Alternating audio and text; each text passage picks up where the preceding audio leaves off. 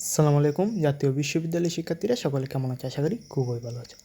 তো তোমাদের রুটিন ইতিমধ্যে প্রকাশিত হয়েছে। 2024 সালের অনার্স প্রথম বর্ষের পরীক্ষার রুটিন। শিক্ষাবর্ষ হচ্ছে 2023-24 শিক্ষাবর্ষ।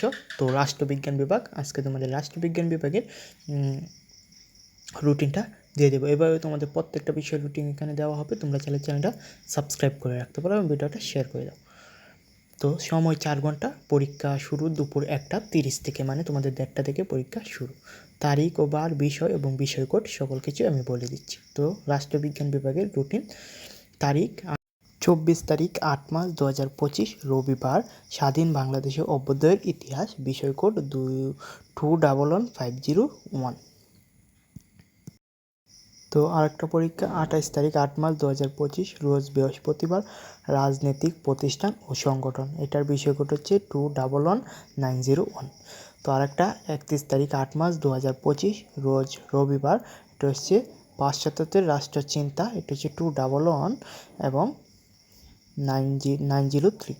তারপর 3 তারিখ 9 মাস 2025 রোজ বৃহস্পতিবার, এটা প্রধান বৈদেশিক সরকার, যুক্তরাজ্য, যুক্তরাষ্ট্র ও ফ্রান্স, এটা 21100905 বিষয় কোড।